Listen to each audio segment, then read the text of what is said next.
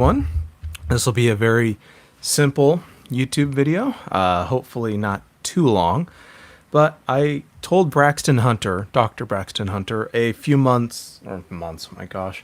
weeks back when he did a video called, and I'll quote it right now, 7 Questions for Christian YouTubers. And I told him I owed him a response. He doesn't have to come on my channel. He's still invited, but figured I'd give a response to it and all that. I think it'd be kind of fun. And so I know Trinity Radio, so go and sub to them if you haven't subbed or done anything like that. Totally worth your time. A lot of fun stuff over there. So grab that, press a button here, run over there, go there. But his whole mission with this, I think, is just to kind of get to the nub and get Christians, YouTubers, specifically probably more apologetics crowd than that, but get them. So I'm not really in the apologetics camp. I wouldn't fit that. Not that I'm sure they'd even have me, but something I noticed with that was Braxton trying to get, I think, Christian YouTubers to reflect a bit more and be a little bit more aware of where you're kind of coming from. Why do you do what you do? What is the meaning behind it? What's the thought behind it, right? And so figured, well, now's as good a time as any to parse this out on a very hot and uncharacteristically hot Southern California day. And so let me post this right here. And thanks again, of course, for being here. Ghost Rose, banned. How do I ban Mr. Green? Houston Trash Tros. I should love Texas, but I can't. Nolan Ryan, like, y'all get a little bit of love from me for Nolan Ryan, but can't forgive y'all for cheating. That's just one of those where it's like, no. There we go. Got there. And so his 7 questions, I'll list them out in a moment. Need to make sure this thing doesn't explode in my face because we don't want that. And there we go. All right. Appreciate y'all's patience on this. Nolan the GOAT. Yep. Nolan Ryan is the greatest pitcher, I think, probably of all time in terms of impact. Astros, 2017. Check out John Boy Media. Excuse the profanity and all of that, but an amazing breakdown, I think, of the Astros pitch cheating and all that sort of stuff, or at least when they won the World Series. So it's one of those where it's a sore spot for us Dodger fans. But I digress. This is a response to Braxton Hunter, Dr. Braxton Hunter, who is a friend. So put that there. All right. So the first one he asks is, what do you mean when you say you are a Christian? And so it's a good question.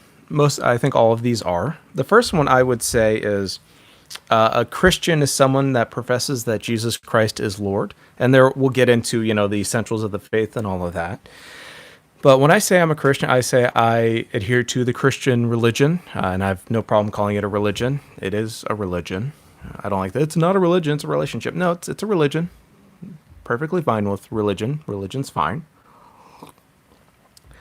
I adhere to the Christian religion, and it means certain things are affirmed and certain things are accepted and kind of articulated and all that. But essentially, when I say I'm a Christian, I try as I can to comport my life to the way Jesus of Nazareth would have me live my life. And so that's kind of my answer to question number 1. What do you mean when you say you're a Christian? It's like, well, I believe that Jesus Christ is who he said he was, and that colors literally everything else about my life to the best of my ability. So that's my answer to question number 1. I don't know how long this will go today, but Braxton asked, I skipped one. Braxton, oh my goodness, Braxton. What is the purpose of your channel? So he's asking me to plug my own channel right now, which I kind of love. The purpose of my channel is to get people to think critically and reverently about the Bible, specifically the New Testament, to educate people on what the New Testament says, its claims of theology, how the thinkers and writers within the New Testament thought about their world and why they wrote the way they wrote, what they wrote, and what that all means. It means doing what feels like grueling textual work when it comes to exegeting, say Paul or John or the book of Revelation or something like that. So my channel is hopefully meant to do two things, a dual purpose, or two purposes, but a dual purpose. One is to educate viewers on the nature of New Testament theology and New Testament exegetical work and history, but also to disciple. With knowledge, hopefully, comes a life of faith, right? A life of being conformed to the image of Christ, in tune with what is taught in the New Testament. So the purpose is both to educate and to disciple, and hopefully be discipled myself. There's some stuff in the New Testament where I'm constantly learning, I'm constantly challenging myself and changing my mind on things, and just trying to deal with the nature of the world, And so that's kind of the purpose, at least of the channel. Very simple, I think. So yeah, that's answer to question number dos. To what extent do you include considerations about content in your spiritual life, seeking prayer or guidance? This one's a little, I'm not quite certain what Braxton's getting at. I could just play him for himself. Prayer or guidance. This one's a little, yeah, there we go. There. Let's see. There we go. Prayer or guidance. Number 4 is what does he mean? Considerations about spirit. Well, I guess doesn't really matter too much. Anyway, my thought, I'm constantly reading my Bible. To what extent do you include considerations about content in your spiritual life? Yeah, all the time. It's something I'm always aware of, something I'm always reflecting on, trying to include that material. It's one of those where, I try to consider everything I do through that lens. Number 4. If someone asks you why they should be a Christian, what do you say? Why they should be a Christian? It's like, well, there's many good reasons. The historical reality of Jesus' bodily resurrection, the reality of God's existence, the reality of the authority and tenacity and veracity of the New Testament scriptures. But at the end of the day, you should be a Christian because it's true. The claims that the Christian faith make, and I'm not talking about denominations or second-tier issues where people like to fight over things. Often Christians get their identity out of being not the other guy or not the other gal, over in that church. You should be a Christian because, one, it's true, and also because it is true, it is a beautiful way to live your life. Out of that truth and reality comes a way of thinking about the world. It comes with a rich tradition and history of examples of how people have lived their lives. It has, I think, makes very profound worldview claims that I think stand up to external criteria. But at the end of the day, I think you should be a Christian because it's true, and because it's true, it is a beautiful and wonderful way to live your life. So, question number 4. So the answer to question number 5 is, question number 5 is, what Christian beliefs and or commitments do you think are essential for salvation? And this one's interesting to me. And this will probably get me in some trouble with some folks and not a lot of trouble with other folks. I would say there are several key ones. I honestly, maybe a good way to summarize would be the Nicene Creed, right? Take the Nicene Creed, and that's what you have to believe. The doctrine of the Trinity, I think, is essential for salvation in the sense of it getting it right. Getting God right is very important. Believing that God raised Jesus from the dead, that Jesus will come again in victory to judge the living and the dead. And so, yeah, I think those sorts of claims, but I think essentially the Nicene Creed is kind of a helpful summary or guideline of what is essential for salvation, or in the Christian faith. Believe that Jesus is who he said he was, that God raised him from the dead, and that your life now is to be conformed to that image, to the image of the Son. And so I think in addition to that, there comes the understanding of the doctrine of the Trinity, comes the understanding of of how God works in the world, how God reveals God's self in the world, and how God's Spirit works in the world. But whether I would consider it essential, but I don't know how hard I'd press that. So, but yeah, bodily resurrection of Jesus, that God raised Jesus from the dead, at God's triunity, and that God will fulfill God's promise in coming again to judge the living and the dead and to set the world right. And everything else you can have fights about, and have a row at it. But at the end of the day, I think the resurrection of Jesus Christ, the bodily resurrection of Jesus Christ, is essential for salvation. Number 6, besides not making videos with lists of questions like this one, what do you wish other Christian YouTubers would do differently? And I've got thoughts on this. One thought is I wish my fellow Christian YouTubers really studied an issue. And I see a lot of people saying they've studied an issue, or they read a book, or they read books on a subject, and yet when they speak of an issue, I can tell they've not really thought about this. They've not really thought deeply about this. They have a very superficial understanding of things. So one, I wish they read more and were more knowledgeable about the stuff they clearly are very now passionate about. So that's one. Two was I wish Christian YouTubers, and this is kind of in concert with the previous point, is that there was a generosity of engagement, that they were generous with how they engaged. I think Trinity Radio does a really good job with that. I think Braxton and JP do a great job with that. I think that, there's other YouTubers I think are quite good at that as well. Karen Bertuzzi, I think, is quite good at that. What Your Pastor Didn't Tell You, same thing. And so I think, I do think that sense of a generosity of spirit and engagement is important.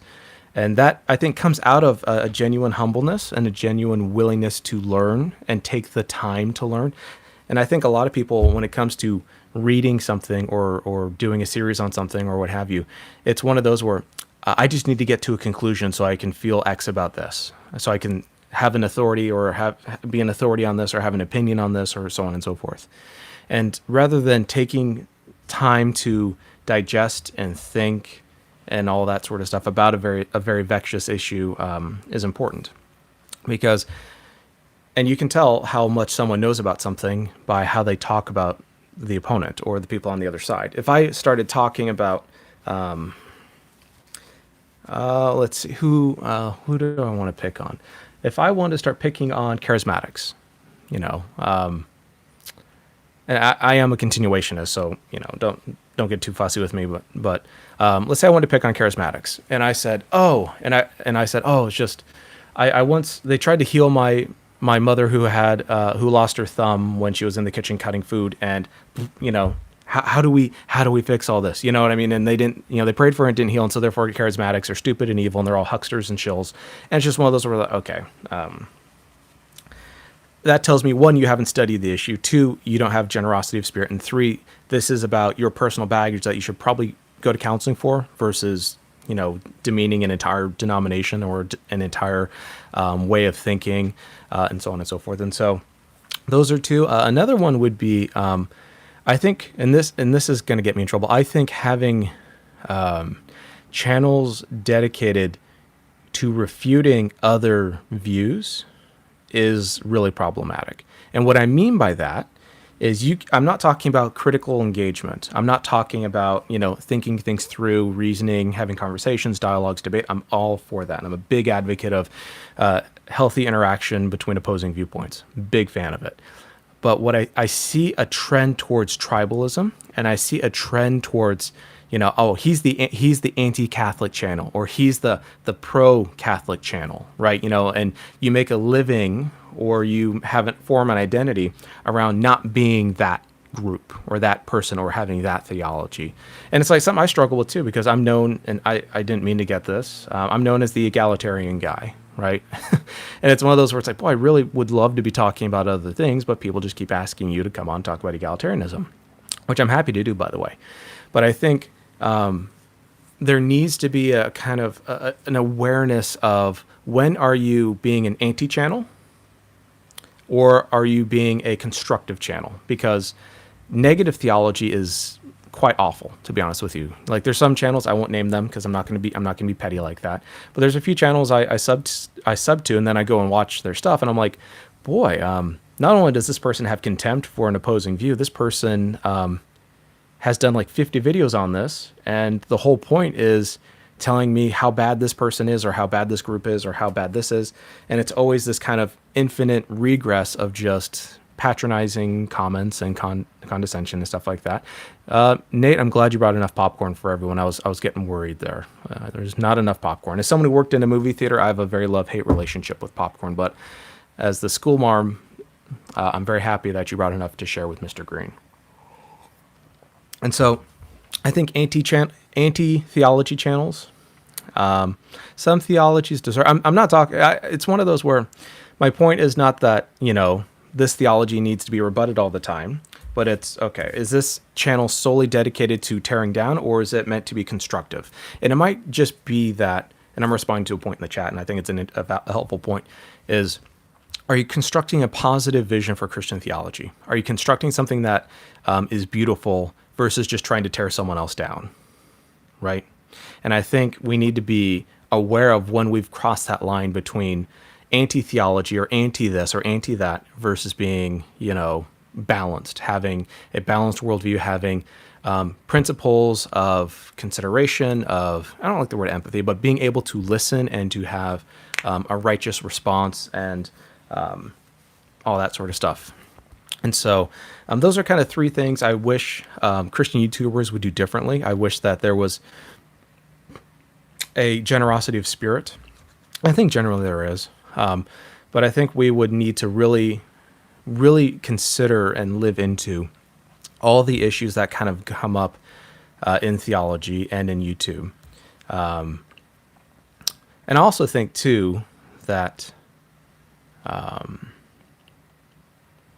well, I won't get into that one, but I think those are kind of the ones I would say that I wish people did differently. I wish people took the time to be more educated and had the right spirit of reading and of education, that people were generous with their theology.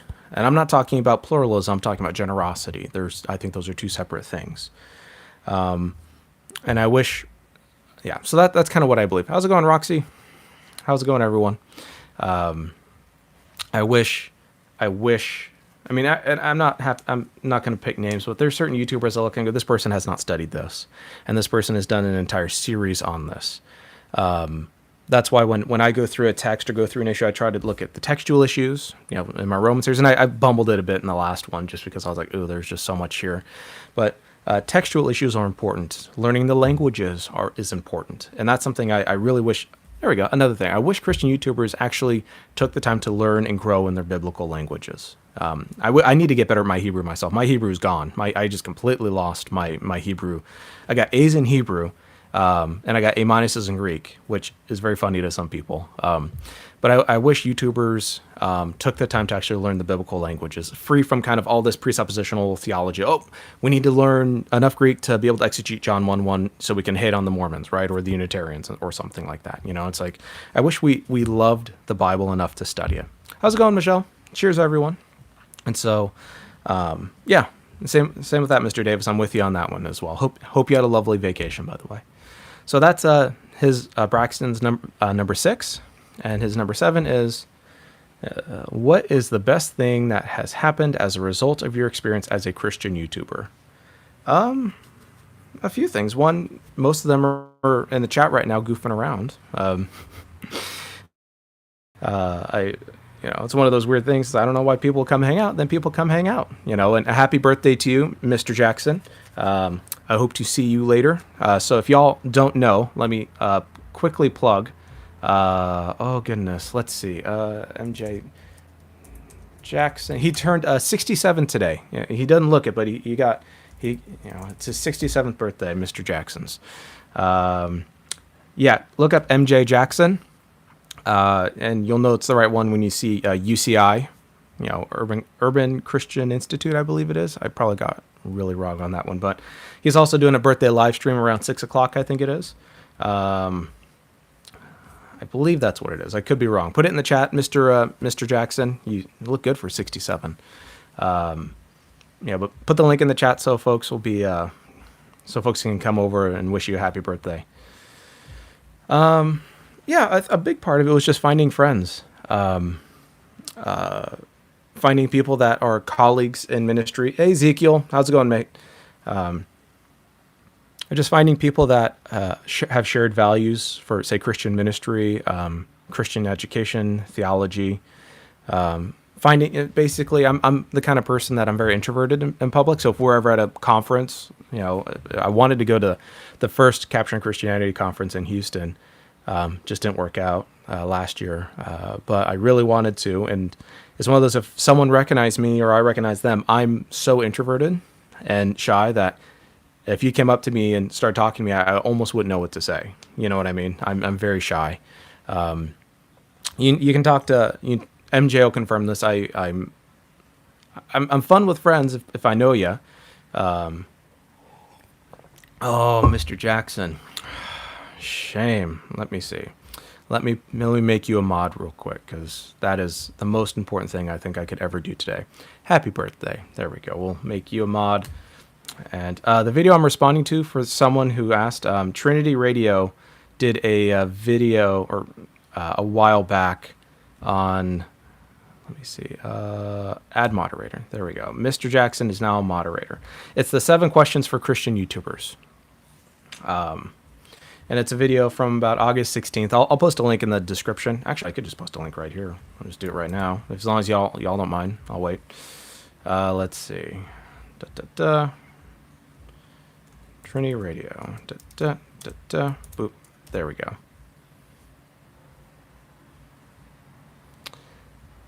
There we go. All right. So there's that. So, but yeah, part of it's meeting friends. Part of it is engaging with people and learning and all of that.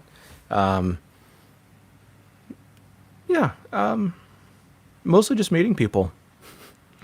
Meeting people that I normally wouldn't have met, meeting people that are wonderful encouragers and give good critiques and are fun just to be around and be in the chat and stuff. So, yeah, I think it's just kind of tapping into a community of folks that otherwise I wouldn't have. I find it very difficult to make friends. I think I'm a very friendly person, but I feel like I feel like I have a difficulty making friends just because I'm that shy. And often I can't do small talk. I'm just one of those persons. I can't do it. It doesn't mean I couldn't, talk about things that matter to you, but I'm very shy. If I'm around friends, then yeah, I'm pretty chill, but, I find it difficult being the center of attention, to be honest. That's why among other reasons, yeah. So it's weird. So yeah, it's weird to say. So, well, y'all are here. If you have any questions, throw them in. That's and I'll do a quick Ask Me Anything, NT style. But yeah, thanks, Braxton, for giving me an excuse and an opportunity. Ooh, the hair. Ooh, the hair is so bad right now. This thing's going back on. That's going back on. Need to go get one of them cuts. But yeah, thanks, Braxton, for doing that. Gives me a chance to hop on a live stream while Nolan's asleep. And yeah, so if you have any New Testament nerd questions, feel free to ask. I'm gonna crack my back right there. I don't know if y'all heard that, but I'm gonna finish this.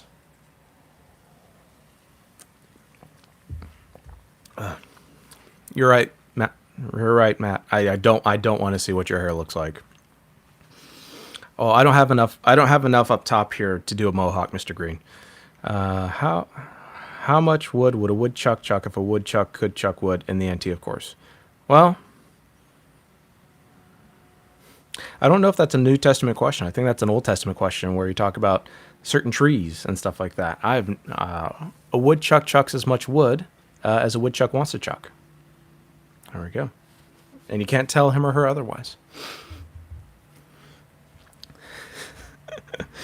Oh, I love it. So not a whole lot of stuff going on in chat right now, so I think I'll hop off in a few moments. Keep us in your prayers. I applied to a few different jobs. We'll see what happens. Always just trying to figure out what the Lord leads. I got an interview tomorrow. Seems seems like it'd be a good fit, but we'll see. Um, but yeah, we'll see. We'll see what the Lord does. Hopefully, there are some things that work out, and the Lord will just um, lead us into where the Lord wants us to be. Oh, because he's the birthday boy, and he asked, "This may be a new type. How do you think?" MJ asked, "How do you think that? How do you think that when Paul says that he became all things to all people applies to apologetic method?" That's a good question. All things to all people. I see that text as relevant, but probably not as relevant.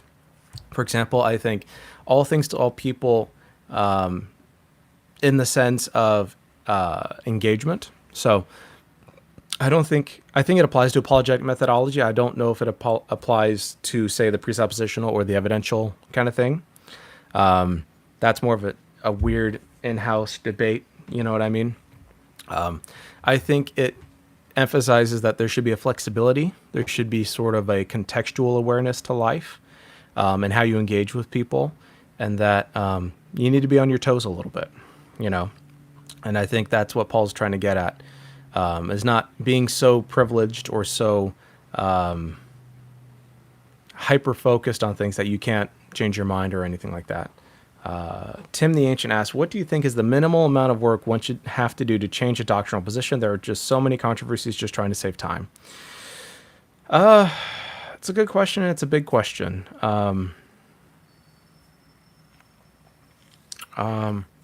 Well, for example, on the question of women in ministry, it took me about a year for me to fully change my mind. And even after that, I still had some questions I needed answering. But I read every single book I could. I read all the articles I could. I went on a scavenger hunt, basically. And I think you need to read the best books on both sides or all sides of an issue. I think you need to be in constant prayer. I think you need to be aware of your own heart. Are you trying to change your mind because it's uncomfortable, or you want to be friends with this group? I mean, I wanted to be a Calvinist for a long time, just because I'm like, I just need friends. All my friends are Calvinists, and it would just make things a lot more simple. But I think the minimum amount of work is reading as much as you can on as much as you can on the subject, taking the time to do it. So reading well and reading rightly, and taking time, I think, is important. Prayer is important. Reflection is important, and all that sort of stuff. So I'll say, using the women in ministry thing, read DBE, read Payne, read Westphal, read Grudem, read Piper, read Kostenberger, read Schreiner, read Webb, read, Epp, read Keener, read Witherington, and so on and so forth. Read all the books that you can, assess the arguments as best you can, and then take some time off and come back, and read some more. And I'd say it should take you a good year to truly change your mind about something. 6 months to a year, having read everything, reflected on it, prayed about it, gone through the whole process, read things many times, talked about it with friends and family from different perspectives, asked good questions that arise out of the text and aren't kind of our own issues that we're kind of projecting and going through, So that would be kind of my 30,000 foot response to that. But yeah, great question. And it is a question that could be a whole video, to be honest with you. But yeah, great question. Appreciate you asking it. Happy birthday, Mr. Green. But I'm gonna hop off and try and get cool, and then probably take Nolan out for a run. I think he's probably beginning to wake up. But blessings to all of you. MJ, I'll see you. I'll pester you later about your video. But God bless everyone, and thanks again, Braxton, for that. And you all go sub to Trinity Radio if you haven't already. But God bless, and thank you for your prayers and your kindness and your time. y'all have a good one.